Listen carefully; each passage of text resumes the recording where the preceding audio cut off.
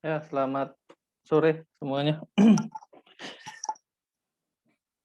Ya, tolong dibuka dulu sebentar untuk videonya, dan saya capture untuk bukti perkuliahan.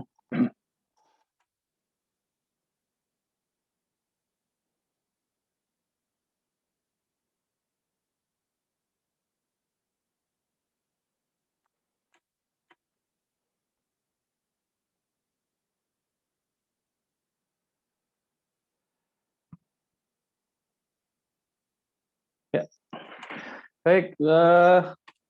Kita hari ini sudah ke pertemuan 9. Jadi sebelum saya lanjutkan materinya, saya mau bahas soal UTS-nya, tapi untuk yang soal kedua saja ya, yang soal perhitungan ya. Yang soal teorinya saya rasa tidak perlu kita bahas. Saya buka dulu. Jadi kalau dilihat sebenarnya saya melakukan ada kesalahan ya, soal saya itu ada informasi ganda, cuma kok nggak ada yang nanya ke saya. Sebenarnya ada sedikit kesalahan di soal karena ada dua informasi mengenai diameter pipanya ya. Yang pertama kalau Anda lihat di gambar ya, kalau di gambar ada gambar itu ada informasi diameter pipanya 15 cm ya. Tetapi yang di soal informasinya adalah pipanya schedule 40 ya. Schedule 40 betul. Schedule 40 dengan diameter nominal adalah 4 inch. Ya.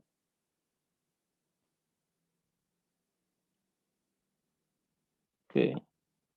Nah, sebenarnya memang tujuan soal saya sebenarnya kita memakainya yang ini, yang schedule 40. Cuma saya lupa menghapus yang diameter pipa 15 cm. Ada yang mengerjakan berdasarkan diameter pipa di gambar? Ada? Tidak ada? Semua berdasarkan yang di soal? Yang ini? Mana? Iya, Pak. Besar soal ya? Soal, Pak. Oke, good. Oke. Baik, kalau semua berdasarkan soal, sebenarnya kalau misalkan ada yang masih memakai 15 cm ya oke lah, masih bisa saya terima gitu ya. Tapi mungkin akan saya bedakan poinnya. Ya, baik. Kalau berdasarkan schedule ukuran pipa schedule 40 dengan diameter nominal 4 inch, maka kita tulis dulu ya, kita gambarkan dulu sistemnya. Sistemnya seperti ini. Kemudian di sini ada pompa.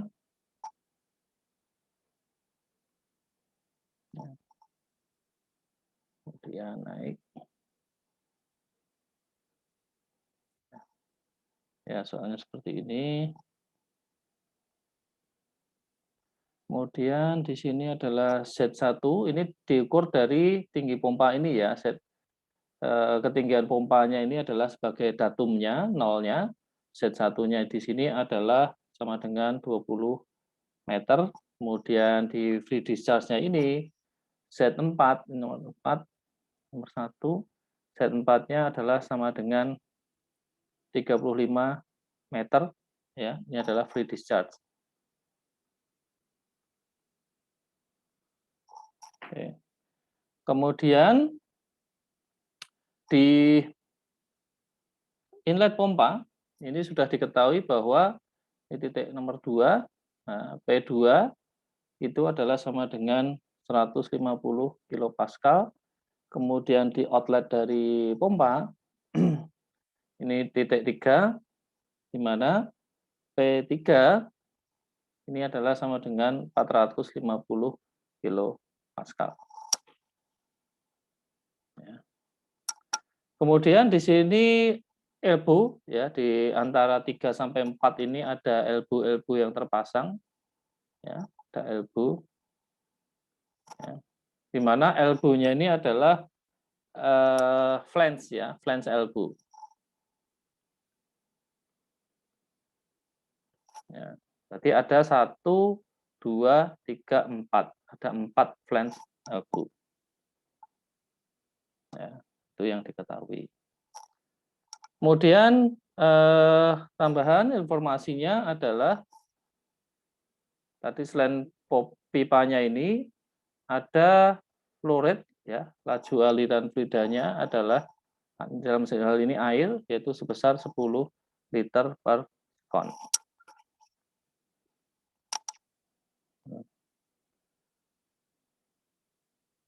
Oke. Nah, yang ditanyakan itu adalah satu head pompa dan daya pompanya. Dua adalah rugi head total ya. Rugi head total dari 3 sampai 4 ya. Jadi setelah pompa sampai free discharge. Ya, berarti dari 3 sampai 4. Yang ketiga adalah minor losses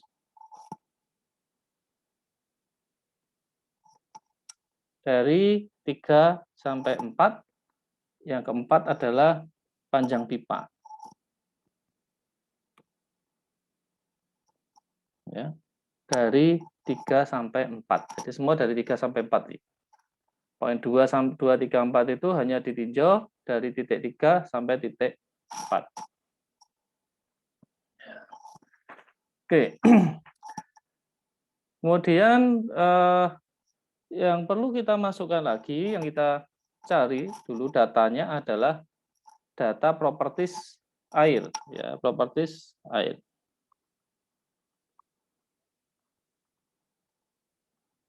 Air, water, ya. Properties air kita ambil pada kondisi normal 20 derajat Celcius misalkan. Maka kita bisa mendapatkan bahwa properties airnya adalah density misalkan. Kita ambil yang nilai yang biasa dipakai saja 998 ya, 998 ya, kilogram per meter kubik. Kemudian ada apa namanya? Mu-nya ya, viscosity 0,001 ya, 0,001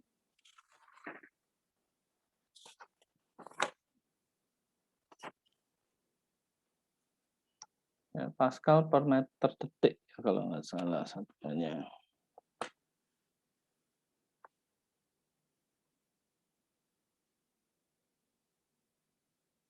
Kemudian ada apa lagi? Temperatur minor losses. Yang penting lagi adalah ini apa namanya? Diameter pipa. Ya, kita pakai diameter pipa. Diameter pipa itu adalah kalau untuk yang diameter nominal 4 inch, maka diameter pipanya adalah diameter dalamnya adalah sama dengan 4,026 inch. Ya. Atau di sini akan sama dengan sekitar 102,26 mm atau sama saja dengan 0,10226 meter. Ya. Tuh. Oke.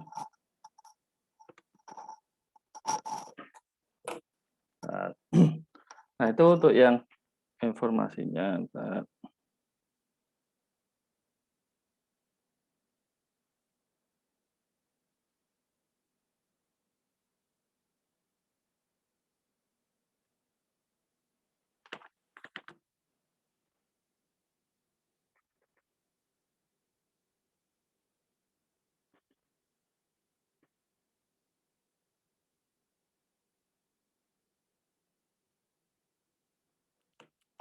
Ini satuannya adalah Newton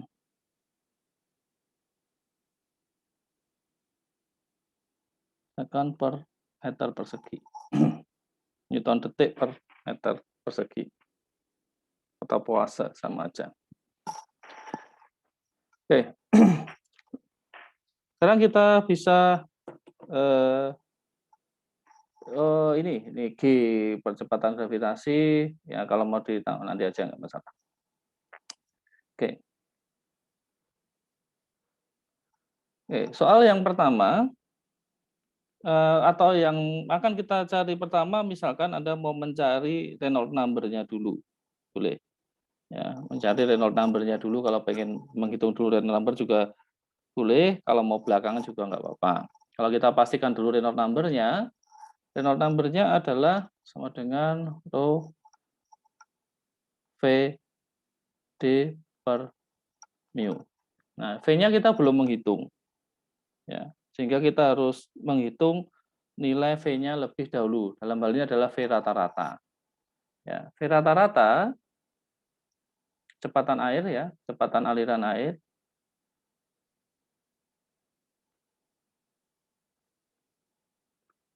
Kita ambil rata-rata. Ini adalah V-nya sama dengan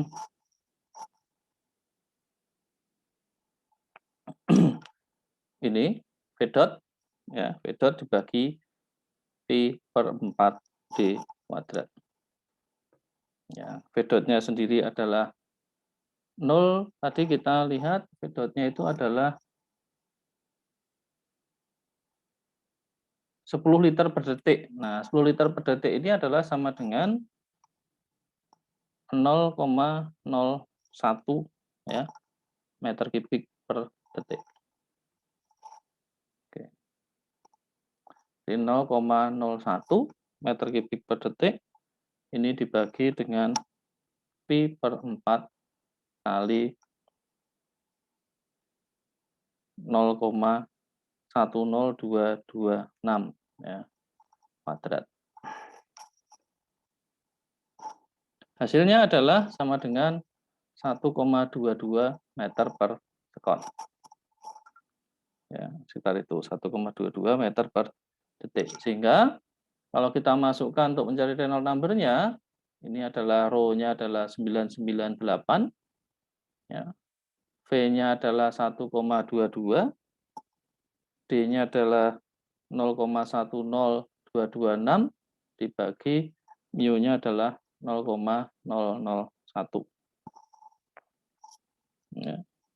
Hasilnya adalah Reynolds number-nya sebesar 124.507,7. Artinya alirannya adalah ini Reynolds number-nya adalah lebih besar dari 4.000 ya. Ya, artinya ini adalah turbulen. Oke. Sekarang kita lanjut ke yang berikutnya adalah daya pompa. Head pompa dulu. Soal pertama kita diminta mencari head pompa. Nah, head pompa ini adalah HP. Ini sama dengan beda tekan pada pompa, delta P pompa, dibagi dengan rho G. Ya. Di mana delta P-nya ini adalah outlet dikurangi inlet. Tekanan outlet dikurangi tekanan inlet. Yaitu 450 kilopascal atau 450.000 pascal dikurangi 150.000 pascal dibagi dengan 998 kilogram per meter kubik kali 9,8 meter per sekon kuadrat. Ya. Hasilnya adalah 30,67 meter. Ya, kalau Anda masukkan satuannya akan pas ya, Newton per atas ini Newton per meter persegi ya, dibagi dengan Newton per meter kubik. Ya, ini Newton per meter kubik. Ya, Newton per meter persegi dibagi Newton per meter kubik, hasilnya adalah 30,67 meter. Gaya pompanya. Daya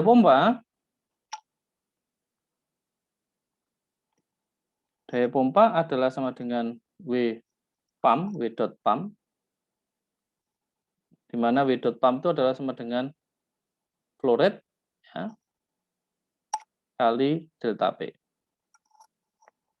Ya, atau sama dengan 0,01 meter kubik per detik kali delta P-nya adalah 450.000 kurang 150.000 yaitu 300.000 Pascal. Ya, hasilnya adalah sama dengan 3.000 watt.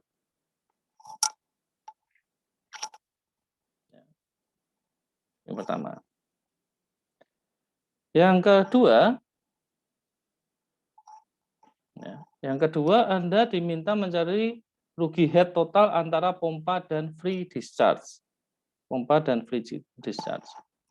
Nah, kita tuliskan dulu pertama energinya, yaitu adalah P3 per rho G tambah alfa 3 ya, V3 kuadrat per 2G plus Z3 plus H pompa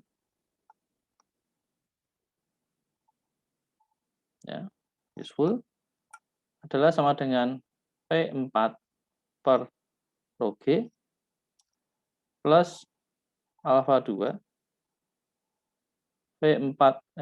alfa 4 P4 kuadrat per 2G plus Z4 plus H turbin. Ini lengkapnya dulu ya.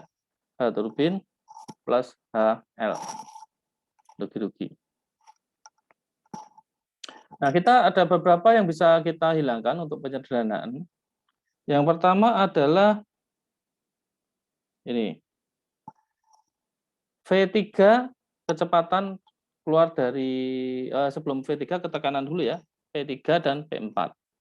Kalau kita mengukurnya secara gauge, tekanan gauge yang terukur, maka P4 ini adalah tekanan atmosfer karena free discharge.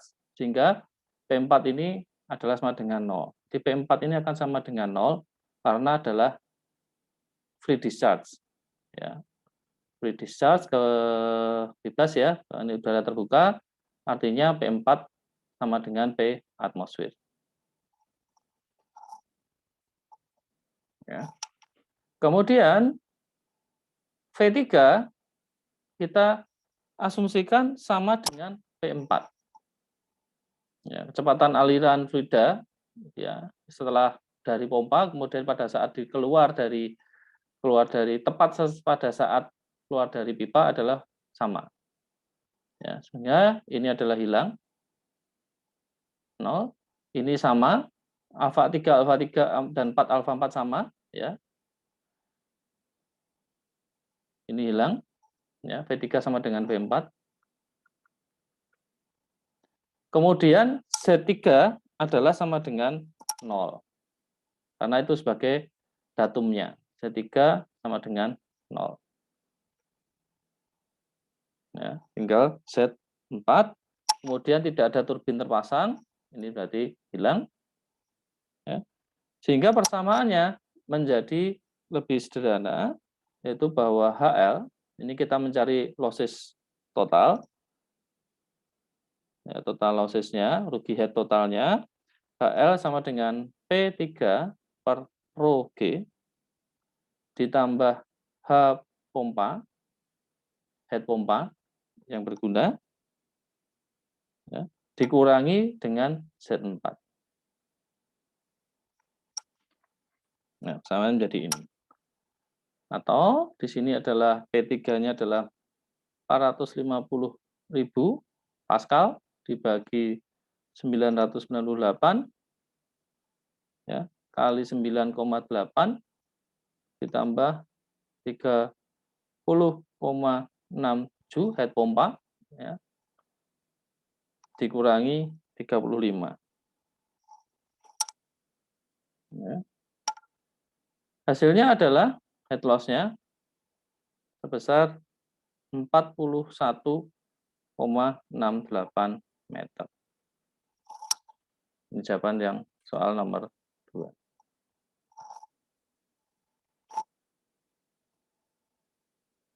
Berikutnya, yang ketiga kita diminta mencari minor losses. Minor losses dari 3 sampai 4. Ya, ini tadi kan nomor 2 itu head loss ini dari titik 3 sampai titik 4. Ya. Nah, minor losses itu dalam hal ini diakibatkan hanya oleh flange. Ya, ada elbow flange ya, flange elbow, yaitu elbow dengan yang sistem pemasangan menggunakan flange. Di mana untuk flange elbow ini mempunyai nilai KL-nya, ya, coefficient losses-nya adalah sama dengan 0,3. Sehingga minor losses-nya, HL minor, ini adalah sama dengan jumlah sigma KL kali V kuadrat per 2G. Sigma KL berarti karena tadi ada 4, ya, 4 elbow, 4 kali 0,3, ya, KL-nya, kali 1,22 kuadrat dibagi 2 kali 9,8. Hasilnya adalah 0,091 meter. Ini minor losses-nya.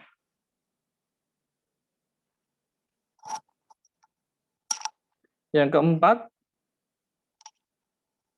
kita mencari, tadi pertanyaannya, panjang pipa. Ya. Keempat, kita mencari panjang pipa. Panjang pipa 3 sampai 4. Nah, untuk mencari panjang pipa, maka kita harus mencari dulu, pertama adalah major losses-nya. Ya, major losses-nya. Major losses-nya adalah sama dengan HL total dikurangi HL minor. Ya, sama dengan 41,68 dikurangi 0,091. Hasilnya adalah 41,589 meter. Ya. Ini adalah major losses-nya.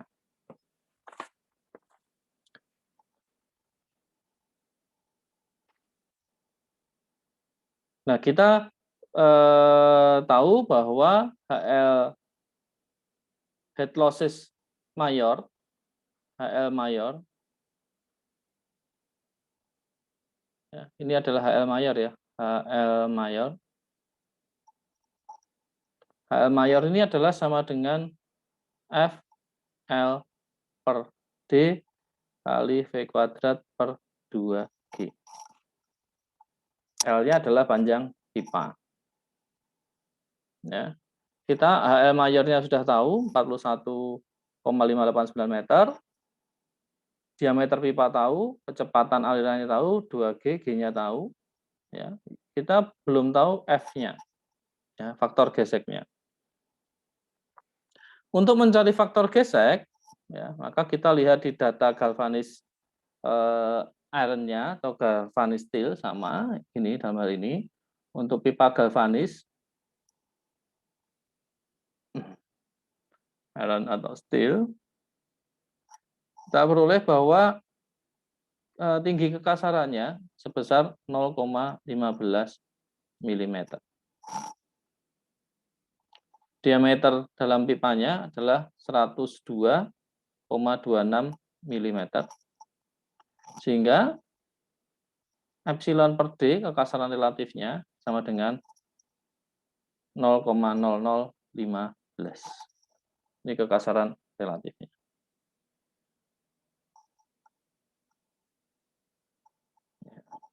Nah, untuk menyelesaikannya, Anda bisa, kita sudah mempunyai data, semuanya data sudah kita punyai ya.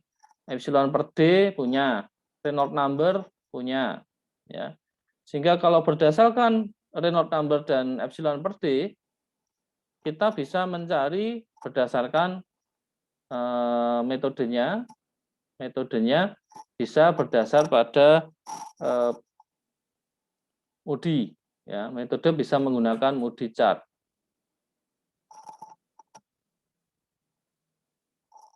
Ya. Tapi kalau mau dicat kan tidak teliti, karena kan angkanya kira-kira. Anda bisa menggunakan Colebrook equation. Ya. Agak lama. Atau Anda boleh pakai Hallan, SE Hallan. Nah, di sini akan saya contohkan, saya menggunakan Hallan untuk menyelesaikan. Ya. Persamaan Hallan seper akar F adalah sama dengan minus 1,8 log 6,9 bagi RE ditambah epsilon per D pangkat 1,11 1,11 dibagi 3,7.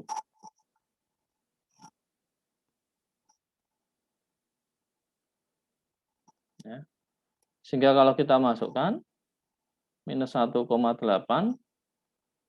log 6,9 dibagi 124.507,7 ditambah 0,0015 pangkat 1,11 dibagi 3,7. Ya. Hasilnya adalah sama dengan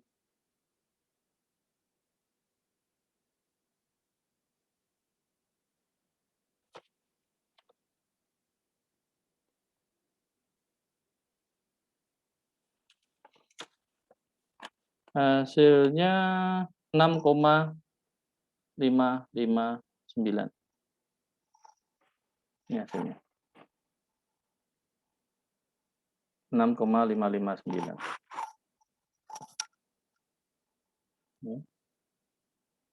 Sehingga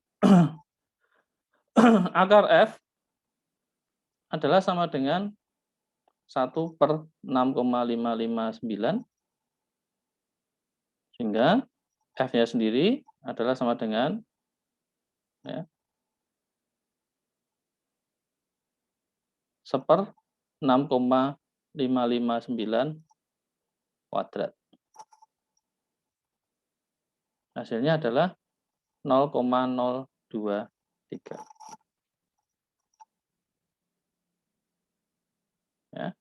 Setelah F kita peroleh, ya, kita masukkan dalam persamaan tadi, HL major. Saya tambahkan satu lagi. HL mayor adalah sama dengan F kali L per D kali V kuadrat per 2G. HL mayornya adalah 41,589 sama dengan 0,023. L per 0,10226 kali 1,22 kuadrat per 2 kali 9,8. Ya, ini akan sama dengan 0,01708 L. Ya, L-nya adalah sama dengan 41,589 dibagi 0,01708 2434,95 meter. Nah, itu jawaban yang panjang pipa. Terus, ya, sub soal nomor 4.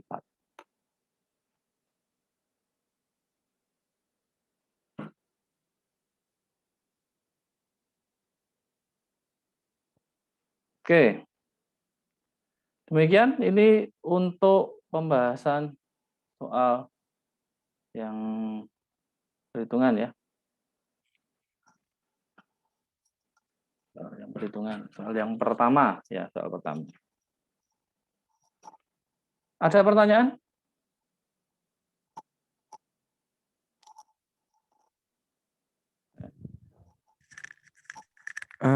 Ya. Permisi, Pak. Yuk.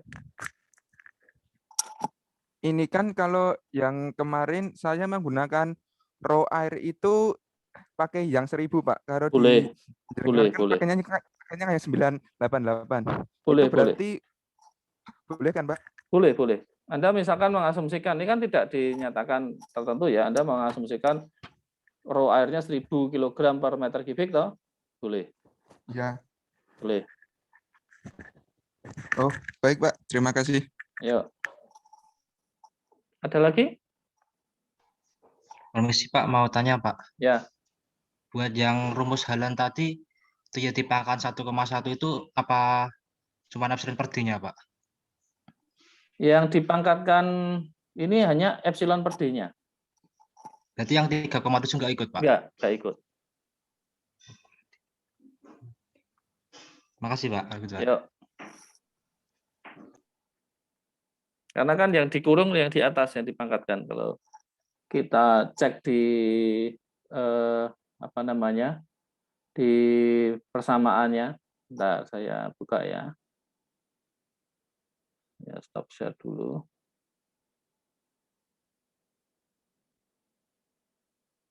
Bentar, saya buka dulu sebentar. Buka filenya dulu.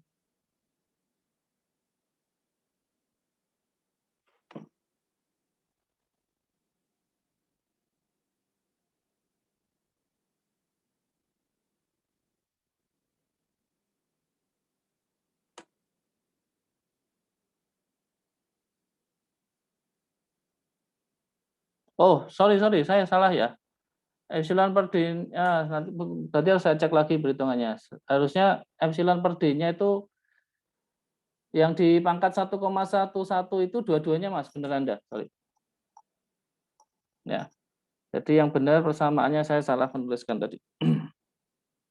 Yang benar, oke, terima kasih sudah dikoreksi. Tadi saya salah memasukkan berarti. Nanti saya cek lagi perhitungan. Yang betul adalah ini.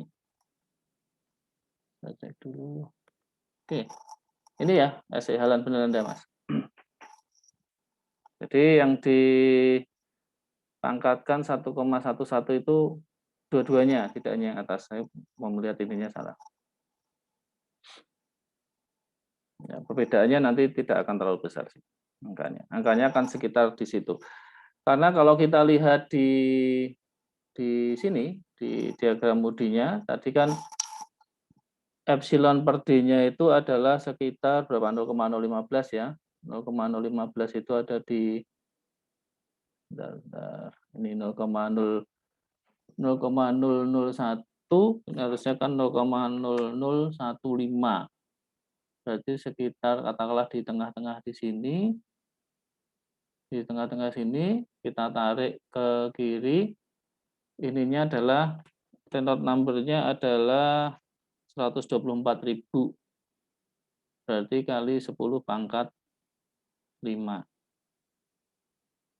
Ya, berarti 1, 2, 3, 4, 1,2. Sekitar di sini naik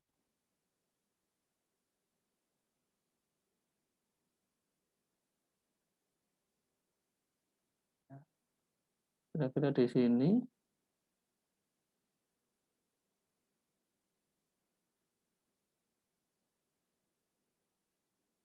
Ya, oke, naiknya di sini. Ya, sekitar ini.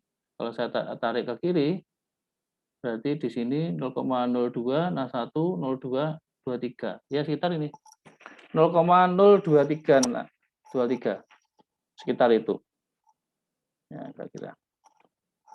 Ya, nanti saya cek lagi perhitungannya.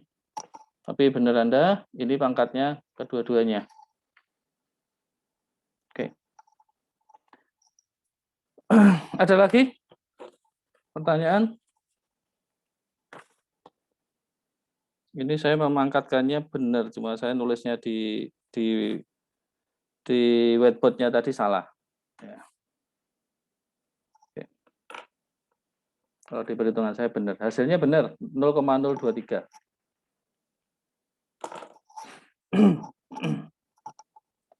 Ada lagi pertanyaan? Belum saya lanjutkan.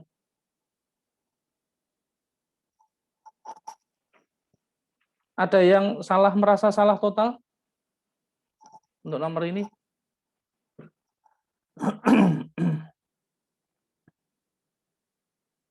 Ada yang salah ininya, merasa salah atau 90% benar? Kelihatannya benar semua kalau di sini. Tidak, Pak. Ada yang salah? Ya, nanti prosesnya juga saya lihat. Kalau tidak ada pertanyaan, saya lanjutkan ke materi berikutnya. Oke, saya lanjutkan saja kalau begitu. Kalau yang soal yang satunya saya rasa tidak sulit ya. Anda buka di teori, sudah didapatkan itu jawabannya ya.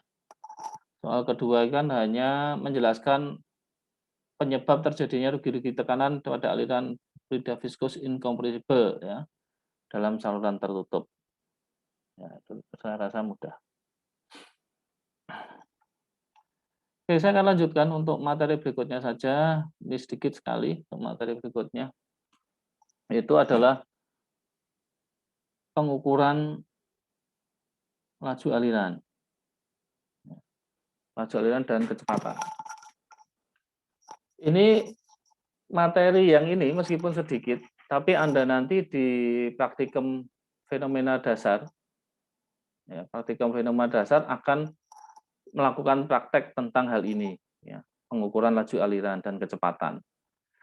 Dan biasanya mahasiswa yang praktikum setelah praktikum fenomena dasar itu seringkali saya tanya tentang hal ini nggak tahu sama sekali gitu ya. Jadi mohon diperhatikan ya, meskipun ini materi yang simpel tapi pemahaman fisiknya itu tolong diperhatikan. Oke. Bagaimana kita mengukur flow rate atau laju aliran, mass flow rate atau volume flow rate ya. Cara paling mudah kita mengukur flow rate adalah seperti pada gambar ya, tersebut di atas. Cara primitif ya, tetapi cukup akurat. Ya, yaitu dengan Anda punya bucket atau punya ember ya, di mana bucket tersebut sudah diketahui atau sudah ada ukurannya. Misalkan Anda punya ember ukuran 1 liter. Ya, kalau Anda isi full, itu ukurannya adalah 1 liter misalkan. Ya. Yang penting Anda punya patokan. Ini terisi sekian itu berapa liter atau berapa meter kubik atau berapa sentimeter kubik, terserah. Kemudian pada saat Anda mulai mengisikan ke dalam bucket tersebut, Anda menggunakan stopwatch untuk mengukur waktunya. Ya. Misalkan dalam 1 liter itu terisi selama 10 detik, berarti kan flow rate-nya tinggal dibagi. Ya.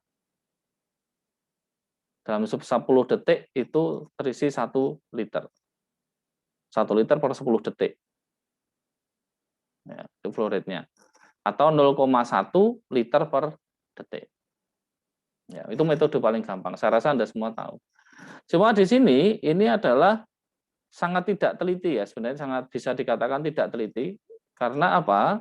Kalau alirannya pelan, ya Anda bisa dengan mudah mengatur ya saat Anda stopwatch tekan on itu bareng dengan mulai pengisian ya. Pada saat off juga persis pada saat mencapai ketinggian yang diinginkan. Tapi kalau aliran fluidanya itu cepat sekali, maka akan terjadi ketidaktelitian. Ya. Karena cipratan-cipratan itu kan kadang-kadang ada yang terbuang keluar ya. Kalau semburannya airnya itu kencang, ya itu ada yang terbuang keluar, itu menyebabkan ketidaktelitian. Meskipun demikian, ini tetap seringkali dipakai untuk membantu proses pengukuran pada praktek ya, pada kondisi kepepet ya, tidak punya alat ukurnya, itu bisa dipakai untuk bantuan. Dan biasanya untuk mengurangi kesalahan dalam pengukuran, maka dilakukan berulang-ulang. Ya, misalkan dilakukan 5 kali, 10 kali, ya, sehingga nanti bisa dihitung rata-ratanya itu berapa. Tidak hanya 1 kali selesai, tidak, karena ini menjadi errornya menjadi sangat besar. Nah, alat yang pertama yang akan biasa dipakai dalam eksperimen itu adalah yang dinamakan pitot atau pitot static probes. Ya, lengkapnya disebut sebagai pitot static probe ya, yang dipakai. Kalau hanya seperti ini saja, yang gambar yang A, ya, gambar A ini disebut pitot probe. Ya. Pitot probe ini digunakan untuk mengukur tekanan stagnasi, ya, stagnation pressure. Ya. Kenapa mengukur tekanan stagnasi? Karena ini udara atau fluida yang ini biasanya kan udara yang diukur ya, atau gas. Ya. Kecepatannya ini pada saat dia terkena di pitot probe ini, maka dia akan berhenti. Karena di sini dia akan terhubung, misalkan ini pitot, saya punya pitot, ini mengukur dalam saluran wind tunnel misalkan, maka pitot ini saya hubungkan dengan misalkan sebuah cup ya, manometer. Ya, misalnya saya hubungkan dengan cup manometer. U cup manometer. Ya. Nah, nanti dari YouTube-nya ini pada saat sebelum dan nanti akan menimbulkan ini terbuka ya, udara terbuka. Maka perbedaan ketinggian fluida dalam YouTube ini akan menyatakan besarnya tekanan stagnasi. Ya. Ini udaranya diam ya, pada saat dikena titik ya dia mengisi dulu, atau kalau ini sudah ada udara di sini, sudah ada udara dalam pitot, maka dia akan terdesak ya. Ini akan mendesak cairan atau fluida dalam YouTube manometer, sehingga ini akan terdorong ke atas. Ya, akan ada beda ketinggian. Nah, beda ketinggian ini akan menyatakan tekanan stagnasi. Ya, sekali lagi tekanan stagnasi. Jangan rancu dengan tekanan statik. Ya, beda. Tekanan stagnasi itu artinya Anda tekanan yang terukur saat udara yang bergerak itu dihentikan atau di kecepatannya sama dengan 0. Ya, ini udaranya begitu sampai ke sini diam. Ya, di titik ini udaranya V-nya sama dengan 0.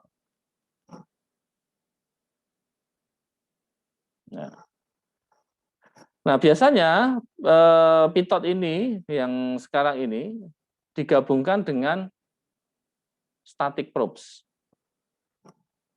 Ya, static probes ini adalah untuk mengukur tekanan statik suatu aliran fluida atau gas, dalam hal ini yang bentuk gas. Ya. Ini adalah pengembangan dari pitot probe. Jadi kalau ini tadi pitot probe ini bagian dalamnya ini, yang abu-abu ini. Nah, di bagian luarnya di sini, jadi dia ada semacam rongga, ya, ada rongga. Di sini ada lubang-lubangnya. Ya, ada lubangnya, ada 4 atau berapa. Ada lubang pada permukaan pipa ini. Nah, ini jalurnya berbeda, ya. Udara ini yang lubang ini jalurnya itu tidak bercampur dengan jalur yang stagnasi, tapi di sekelilingnya. Ya. Sehingga yang di sekelilingnya ini adalah menuju ke static pressure meter, sedangkan yang tengah itu tetap menuju pada stagnation pressure meter. Jadi sekaligus, jadi dalam proses ini sekaligus dilakukan 2 pengukuran. Yang pertama mengukur tekanan static pressure, yang kedua juga mengukur tekanan stagnasi.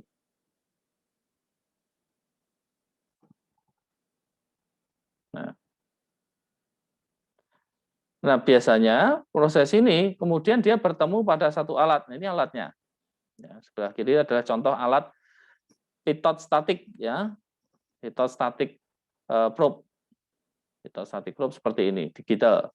Ya. Nah, di kedua selangnya ini terukur. Nah, ini mau masangnya harus benar, ya. Mana yang menuju static transducernya atau static meternya, mana yang menuju ke stagnasi meternya. Ya, ini harus benar. Ya. Ini pemasangan jalurnya harus benar. Ya, ada dua selang, warnanya biasanya berbeda. Ya, harus pasangkan dengan tepat, ya, nggak boleh keliru, nggak boleh tertukar. Nah, di alat ini adalah sebenarnya akan di dalamnya ada differential pressure transducer. Ya. Atau dia bisa dikatakan mewakili semacam YouTube manometer tadi. Kalau saya lepas statiknya, maka ini Anda seperti mengukur dengan menggunakan YouTube manometer ini tadi, yang di depan tadi. Ya. Ini saya hubungkan ke stagnasi misalkan, ini saya hubungkan terbuka, maka Anda seperti YouTube. Nah, ini sama saja dengan kalau yang statiknya dilepas. Ya, itu seperti ini. Nah, kalau terpasang dua-duanya, maka yang terukur apa? Yang terukur adalah beda tekan antara tekanan stagnasi dengan tekanan statik. Nah, ini akan mengukur perbedaan antara tekanan statik dan stagnasi.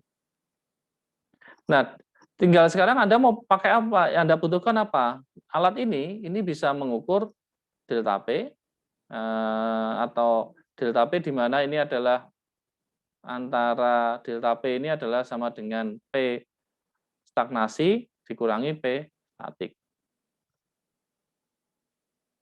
Ya. Kemudian Anda juga bisa mengatur agar yang terukur adalah V atau kecepatan aliran. Ya. Bagaimana bisa mengukur V? Yaitu dengan persamaannya adalah menggunakan persamaan Bernoulli seperti ini. Yaitu P1 per Rho G plus V1 kuadrat per 2G plus Z1 sama dengan P2 per Rho G plus V2 kuadrat per 2G plus Z2. Z1 dan Z2 dianggap bahwa tidak ada perbedaan elevasi, maka ini hilang. V1 ini adalah kecepatan stagnasi atau kecepatan titik 1 di sini, ini titik 1. Ya, karena stagnasi, maka V1-nya ini adalah sama dengan 0. Ya, V1 adalah sama dengan 0, bagi ini hilang. Sehingga kalau disusun ulang persamaannya, ini adalah V sama dengan, V ini adalah kecepatan di sini. Ya, V2, V atau sama dengan V2. Ya, kecepatan aliran udara. V sama dengan akar dari 2P1 minus P2. P1-nya ini adalah tekanan stagnasi, P2-nya adalah tekanan statik. Dibagi dengan Rho. Ya. Ini adalah persamaannya yang menghubungkan adalah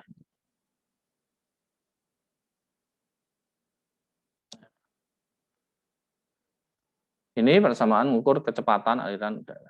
Tapi kalau menggunakan alat seperti ini, ya, Anda langsung tinggal di modenya mau mengukur apa? Modenya mau mengukur beda tekan atau mau mengukur kecepatan. Oke. Ini biasanya dipakai untuk mengukur kecepatan aliran udara, misalkan di dalam sebuah terowongan angin atau dalam wind tunnel. Itu biasanya menggunakan ini pitot static probe ini. Atau misalkan dalam multipurpose duct, ya, multipurpose duct itu adalah nanti kalau Anda eksperimen multipurpose duct adalah untuk mengukur perpindahan panas ya antara udara dengan udara yang lain ya, atau pengkondisian udara dan lain sebagainya.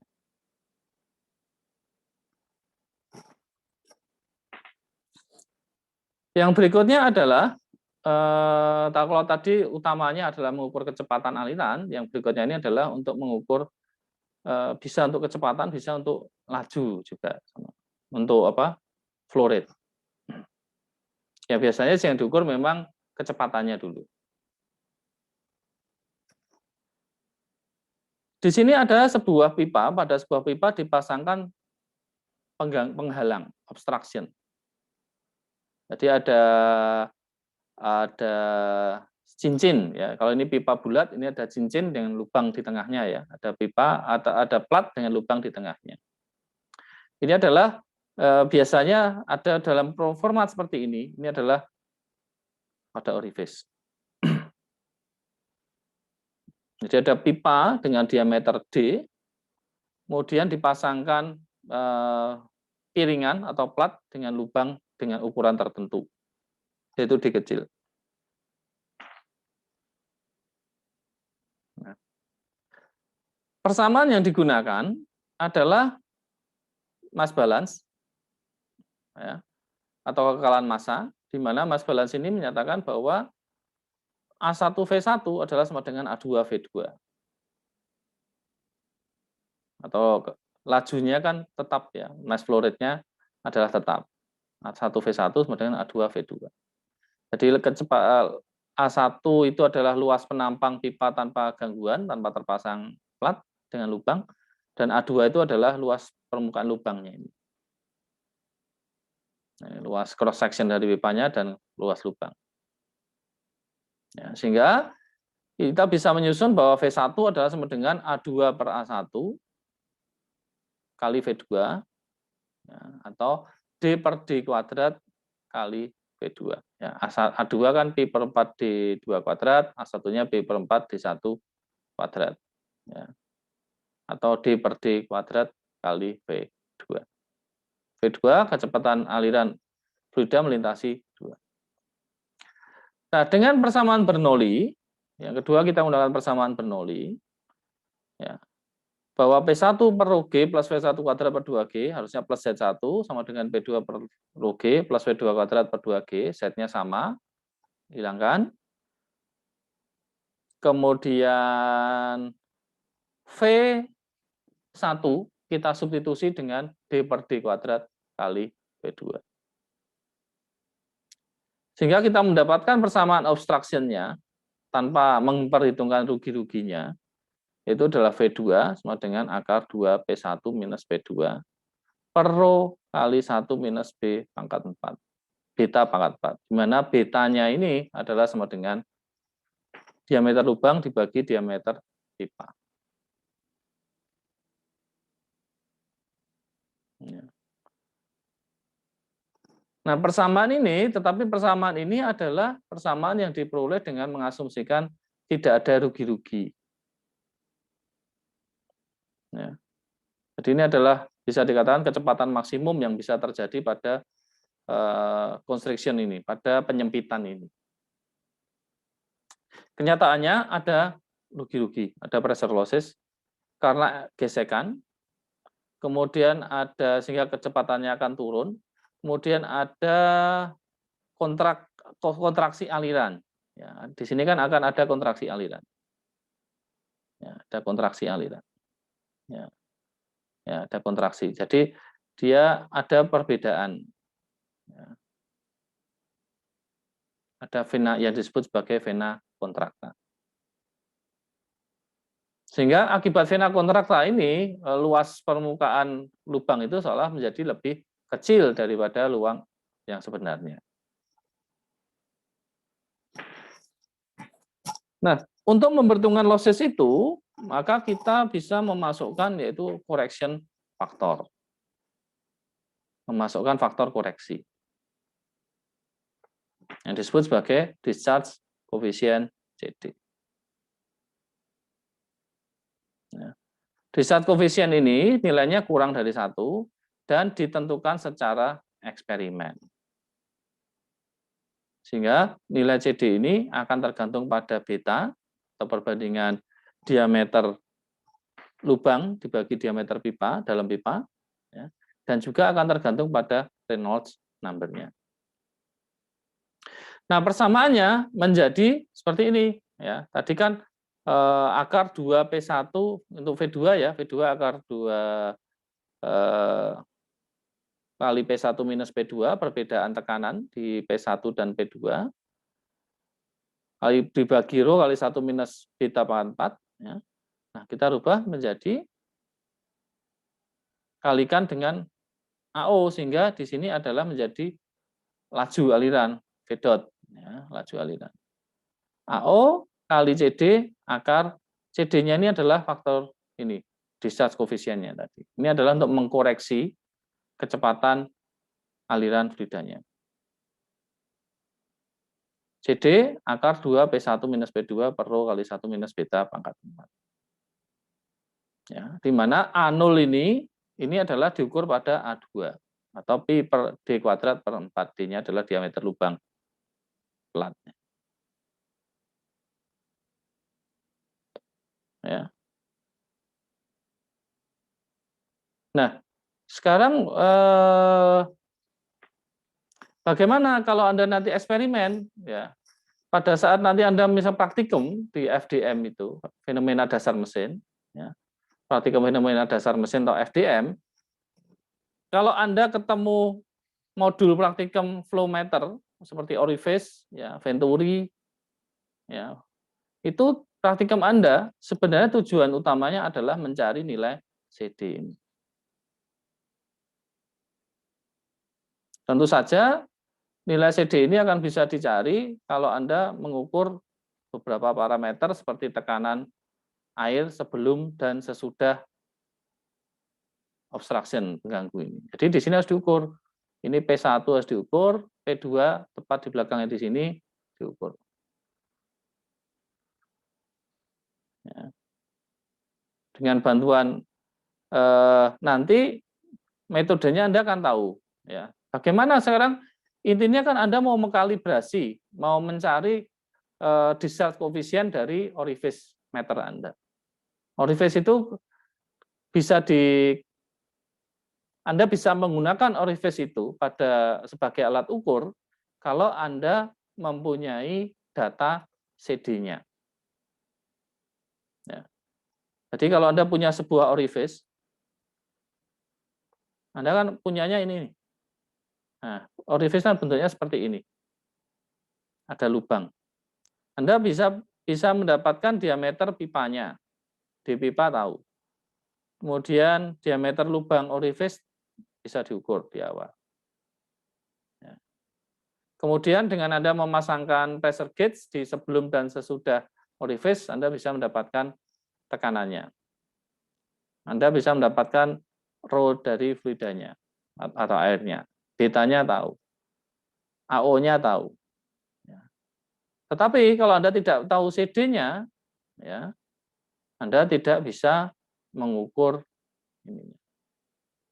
Tidak bisa, yang terukur pada eksperimen nanti kan P1 dan P2 ini terukur.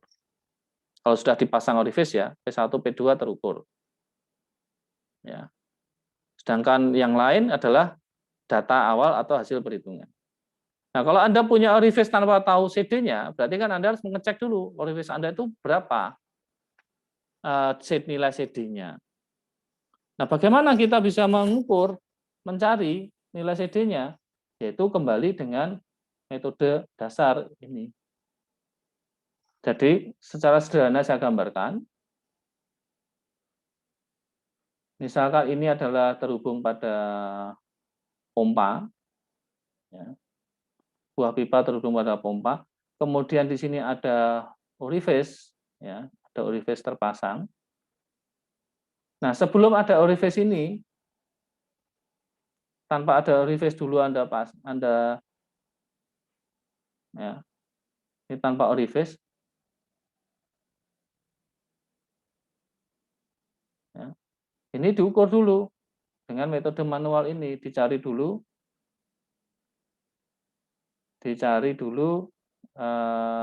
V dot-nya. Ya.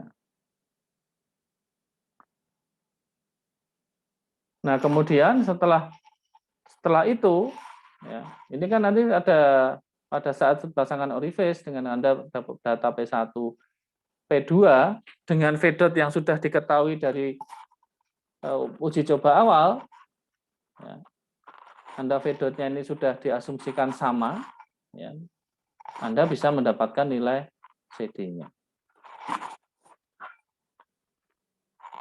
Nah, itu FDM yang dicari hanya Anda mencari nilai CD-nya.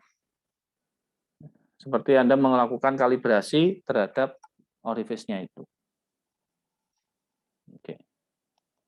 Nah, itu juga berlaku untuk yang tipe lain yang sejenis, yaitu nozzle meter. Ya, nozzle meter, flow nozzle, itu, kemudian venturimeter itu juga sama. Ya, ini juga sama. Ini ada nilai CD-nya. Venturimeter juga sama. Ya, ada nilai, ada CD-nya sendiri. Ya. Nah, untuk orifice itu bisa didekati dengan persamaan empirik, ya, di mana nilai CD adalah sama dengan 0,5959 plus 0,0312 beta pangkat 2,1 minus 0,184 beta pangkat 8 plus sekian 9171 beta dan seterusnya. Nozzle meter adalah sekian. Tapi syaratnya persamaan ini valid untuk nilai beta antara 0,25 sampai 0,75 dan Reynolds number-nya di atas 10⁴ sampai 10⁻⁷. Ini baru valid. Persamaan dua hal ini harus memenuhi syarat ini. Kalau nilai RE-nya lebih dari 30.000, ya, lebih dari 30.000 nilai RE-nya, bisa juga nilai CD itu diambil 0,96 untuk flow nozzle dan 0,61 untuk orifice.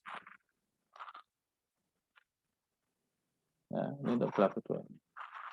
Sedangkan untuk venturimeter, ya, nilai CD-nya adalah 0,98. Kalau tidak ada data, bisa diasumsikan 0,98 untuk venturimeter. Itu ya, itu prinsipnya seperti itu. Nah, nanti kalau Anda mau praktikum itu baca dulu teorinya, ya, baca dulu teorinya agar Anda paham apa yang Anda kerjakan. Ya, seringkali Anda praktikum, tapi hanya kadang-kadang hanya manut pada asisten, padahal asisten mungkin menjelaskannya masih belum tentu benar ya. Anda harus kontrol dulu, cek dulu sendiri di referensi di buku ya, untuk memastikan. Ya, hati-hati. Baik, saya rasa itu untuk yang saya sampaikan pada hari ini. Nanti minggu depan kita akan masuk ke chapter berikutnya. Ya. Oke, terima kasih atas kehadirannya. Jangan lupa isi presensi di UCW. Untuk kelas yang satunya, kelas C ya. Kelas C, saya rasa tidak usah saja karena kalau Anda saya buat presensi di Google Classroom itu nanti membanjiri email saya. Ya, email saya nanti jadi isinya tentang Google Classroom semua. Ya, saya kesulitan melihat email-email penting yang lain. Ya, nggak apa-apa. Anda punya keuntungan seolah-olah dianggap masuk terus. Ya, tapi ya saya masih punya rekaman di sini ya. Saya punya rekaman ini bisa saya lihat siapa saja yang masuk. Oke. Baik, demikian untuk pertemuan hari ini. Terima kasih atas kehadirannya. Ya. Saya tutup. Selamat sore. Ya, selamat jaga kesehatan dan selamat beraktivitas kembali. Terima kasih, Pak. Terima kasih, Yuk. Pak. Selamat sore, terima kasih Selamat banyak sore. Pak.